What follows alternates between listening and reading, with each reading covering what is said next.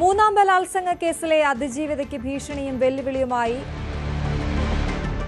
രാഹുൽ മാങ്കൂട്ടത്തിൽ രംഗത്തെത്തിയിരുന്നു. അതേസമയം അറസ്റ്റിലായ രാഹുൽ മാങ്കൂട്ടത്തിനെതിരെ പരാതി ലഭിച്ചാൽ അയോഗ്യനാക്കാനുള്ള നടപടിയിലേക്ക് കടക്കാൻ നിയമസഭാ സെക്രട്ടേറിയറ്റ് തീരുമാനിക്കുന്നു. അയോഗ്യത ആവശ്യപ്പെട്ട LDF MLA-മാർ ഉടൻ പരാതി നൽകുമെന്നാണ് അറിയുന്നത്.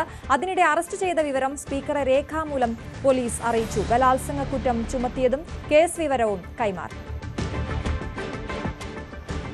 രാഹുൽ മാങ്കൂട്ടത്തിനെതിരെ അയോഗ്യതാ നടപടിക്കുള്ള നീക്കം നിയമസഭ ആരംഭിച്ചിട്ടുണ്ട്. MLA-മാരിൽ നിന്ന് പരാതി ലഭിച്ചാൽ ഉടൻ തന്നെ അത്തരം നടപടികളിലേക്ക് കടക്കും. എത്തിക്സ് ആൻഡ് പ്രിവൈസ് കമ്മിറ്റിക്ക് വിടാനോ അല്ലെങ്കിൽ സ്പീക്കർക്ക് നേരിട്ട് ഈ നടപടികളിലേക്ക് കടക്കാനോ കഴിയുന്ന സാഹചര്യമാണുള്ളത്. അതിനുള്ള നീക്കം നിയമോപദേശം ഇന്നലെ തന്നെ സ്പീക്കറുടെ ഓഫീസും നിയമസഭാ സെക്രട്ടേറിയറ്റും തേടിയിരുന്നു. ഇടതുമുന്നണി എന്ന നിലയിലും ഒരുപക്ഷെ പരാതി നൽകിയേക്കും. നിയമസഭാ സമ്മേളനം 20-ന് ആരംഭിക്കുകയാണ്. അതിനു മുമ്പ് തന്നെ രാഹുൽ മാങ്കൂട്ടത്തിനെ അയോഗ്യതാ നീക്കവും ആരംഭിക്കാൻ തന്നെയാണ് സാധ്യത. കേരള നിയമസഭയുടെ ചരിത്രത്തിൽ ഇത്തരത്തിലൊരു അയോഗ്യത ഒരു MLA-ക്കും നേരിടേണ്ടി വന്നിട്ടില്ല. 2 തവണ എത്തിക്സ് ആൻഡ് പ്രിവൈസ് കമ്മിറ്റിക്ക് ലഭിച്ച പരാതിയുടെ അടിസ്ഥാനത്തിൽ PC ജോർജിനെതിരെ ശാസന അടക്കമുള്ള നടപടികൾ ഉണ്ടായിരുന്നു. പക്ഷേ അതിനുശേഷം ഒരു MLA-ക്കെതിരെയും അത്തരം നീക്കങ്ങൾ ഉണ്ടായില്ല. പക്ഷേ രാഹുൽ മാങ്കൂട്ടത്തിനെതിരെ അയോഗ്യരാക്കാൻ നടപടികളിലേക്ക് തന്നെ നിയമസഭ കടന്നാലും അത്ഭുതപ്പെടാനില്ല. രാഹുലിനെ അറസ്റ്റ് ചെയ്ത രാഹുൽ ജയിലിലാണെന്ന വിവരം അന്വേഷണ സംഘം രേഖാമൂലം സ്പീക്കറെ അറിയിച്ചിട്ടുണ്ട്. അതിന്റെ അടിസ്ഥാനത്തിൽ കൂടി നിയമസഭാ സെക്രട്ടേറിയറ്റും തുടർ നീക്കങ്ങൾ ആരംഭിച്ചിട്ടുണ്ട്.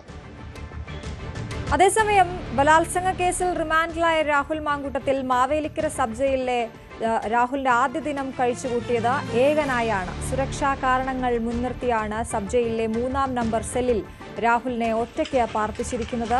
രാവിലെ അടൂരിൽ നിന്നെത്തിയ കോൺഗ്രസ് പ്രവർത്തകനെ കാണാൻ രാഹുൽ മാങ്കൂട്ടത്തിൽ തയ്യാറായില്ല. അതിനുശേഷം വസ്ത്രവുമായി എത്തിയ ആളെ ജയിലിലേക്ക് പ്രവേശിപ്പിച്ചു എന്നാണ് ഇപ്പോൾ നമുക്ക് ലഭ്യമാകുന്ന വിവരങ്ങൾ. എന്തുതന്നെ ആയാലും ഇപ്പോൾ അവസാനം അറസ്റ്റ് ചെയ്ത് പോലീസ് കൊണ്ടുപോകുന്ന സമയത്തും വലിയ ആത്മവിശ്വാസം പ്രകടിപ്പിച്ച് ചിരിച്ചുകൊണ്ടൊക്കെ പോകുന്ന രാഹുലിനെയാണ് നമ്മൾ കണ്ടതെങ്കിൽ ജയിലിൽ ഏകനായി കഴിയുകയാണ് എന്നാണ് മനസ്സിലാക്കുന്നത്. ശരണ്യ സ്നേഹജൻ വാർത്തയുടെ വിശദാംശങ്ങളുമായി ചേരുന്നു. ശരണ്യ, ഞാൻ നേരത്തെ പറഞ്ഞതുപോലെ ആത്മവിശ്വാസം ഒരിക്കലും താൻ കൈവിടുന്നില്ല, തിരിച്ചു വരുമെന്നൊക്കെ ഉള്ള ഒരു ശരീരഭാഷയിലായിരുന്നു ഇത്തവണയും ജയിലിലേക്ക് പോയത്.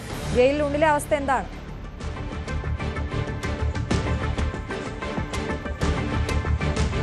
രാഹുൽ ഇന്ന് രാവിലെ എത്തിയ അടൂരിൽ നിന്നുള്ള സുഹൃത്തിനെ, അതായത് കോൺഗ്രസ് പ്രവർത്തകൻ കൂടിയായ ആളെ കാണാനായി വിസമ്മതിച്ചു എന്നുള്ളതാണ്.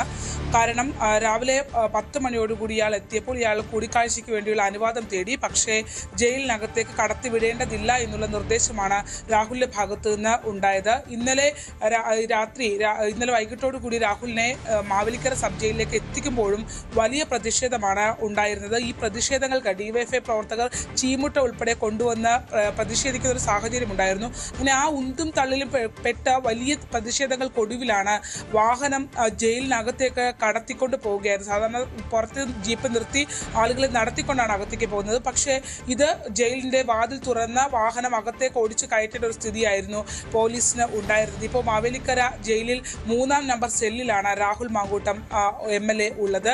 മാത്രമല്ല കഴിഞ്ഞ ദിവസങ്ങളിലൊക്കെ, അതായത് നമുക്കറിയാം വളരെ അപ്രതീക്ഷിതമായ ഒരു അറസ്റ്റ് ആയിരുന്നു രാഹുലിന്റെ കാര്യത്തിൽ ഉണ്ടായത്. പാലക്കാട്ടെ ആ AC റൂമിൽ നിന്ന് പെട്ടെന്ന് സെല്ലിനകത്തേക്ക് മാറുന്ന ഒരു സാഹചര്യം ഉണ്ടായി. എന്തായാലും നിലവിൽ ആ കാണുന്ന ഒരു ആത്മവിശ്വാസം, ആദ്യഘട്ടത്തിൽ കാണിച്ച ഒരു ആത്മവിശ്വാസം ജയിലിനകത്തുണ്ടോ എന്ന് ചോദിച്ചാൽ ഇന്ന് രാവിലെ പ്രവർത്തകരെ കാണാൻ മടിച്ചതടക്കമുള്ള കാര്യങ്ങൾ വെച്ച് നോക്കുകയാണെങ്കിൽ അത്തരമൊരു മാനസികാവസ്ഥയിലല്ല എന്ന് തന്നെ പറയാനാകും. അതിനുശേഷം, അതായത് രാവിലെ അടൂരിൽ നിന്നെത്തിയ കോൺഗ്രസ് പ്രവർത്തകനെ കാണാൻ തയ്യാറായില്ല. അതിനുശേഷം വീടിനടുത്ത് നിന്നെത്തിയ സുഹൃത്തിനെ കാണാൻ അനുവദിച്ചു. അയാൾ വസ്ത്രവുമായാണ് എത്തിയത്. വസ്ത്രവുമായി എത്തി രാഹുലിന് ജയിലിനകത്ത് പോയി വസ്ത്രം കൊടുത്ത് മടങ്ങി വരികയാണ് ഉണ്ടായിട്ടുള്ളത്. ഇന്നലെ വൈകിട്ടും ഭക്ഷണമൊക്കെ കഴിച്ചു. ഈ സാധാരണഗതിയിൽ അവിടെ കൂട്ടത്തോടെ റിമാൻഡിലുള്ളവരെ ഒന്നിലധികം പേരെ ഒരു സെല്ലിൽ പാർപ്പിക്കാറുണ്ട്. പക്ഷേ നിലവിലത്തെ സുരക്ഷാ സാഹചര്യങ്ങളും MLA എന്നുള്ള പരിഗണനയും ഒക്കെ വെച്ചിട്ടാവണം ഒരുപക്ഷെ 3-ാം നമ്പർ സെല്ലിൽ ഒറ്റയ്ക്കാണ് രാഹുലിനെ പാർപ്പിച്ചിരിക്കുന്നത്. കാരണം മറ്റു വലിയ പ്രതിഷേധങ്ങൾ രാഹുലുമായി ഇന്നലെ കടന്നു വന്ന ഘട്ടത്തിൽ തന്നെ പരിസര പ്രദേശങ്ങൾ, ജയിലുമായി ബന്ധപ്പെട്ട പരിസര പ്രദേശങ്ങളിൽ ഉണ്ടായിരുന്നു. അതുകൊണ്ട് തന്നെ 3-ാം നമ്പർ സെല്ലിൽ ഒറ്റയ്ക്കാണ് രാഹുൽ ഉള്ളത്. ഇന്നലെ വൈകിട്ട് വൈകിട്ട് ഭക്ഷണം കഴിച്ചു, രാവിലെയും ഭക്ഷണം കഴിച്ചിട്ടുണ്ട് എന്നുള്ളതാണ് ജയിൽ അധികൃതർ വ്യക്തമാക്കുന്നത്. മറ്റ് അസ്വാരസ്യങ്ങളൊന്നും കാണിക്കുന്നില്ല. കൗൺസിലിംഗ് അടക്കമുള്ള സംവിധാനങ്ങൾ ജയിലിൽ ഏർപ്പാട് ചെയ്തിട്ടുണ്ട്. പക്ഷെ അതൊന്നും സ്വീകരിക്കാനോ മറ്റു കാര്യങ്ങളോ ഒന്നും പറയുന്നില്ല. ശാന്തനായി അവിടെ തന്നെ തുടരുന്നു എന്നുള്ളതാണ് ജയിൽ അധികൃതരിൽ നിന്ന് നമുക്ക് ലഭ്യമായിട്ടുള്ളത്.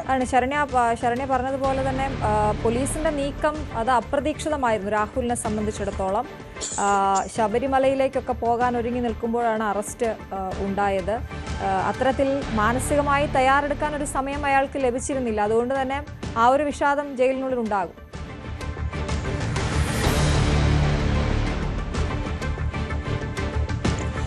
എത്ര ആത്മവിശ്വാസം കാണിച്ചാലും ജയിലിനകത്തേക്ക് പോകുമ്പോൾ സ്വാഭാവികമായും ആ ഒരു മാറ്റം ആർക്കാണെങ്കിലും ഉണ്ടാകും. അത് പ്രത്യേകിച്ച് ഇത്തരത്തിലുള്ള ജനപ്രതിനിധിയായി നിൽക്കുന്ന ആൾ, അത് അയാൾ അകപ്പെട്ടിരിക്കുന്ന കേസുമായി ബന്ധപ്പെട്ട് നമ്മൾ പരിശോധിക്കുകയാണെങ്കിൽ തന്നെ വളരെ മോശം ഒരു സാഹചര്യത്തിൽ ജയിലിലേക്ക് പോകേണ്ടി വന്നു എന്നുള്ളതാണ്.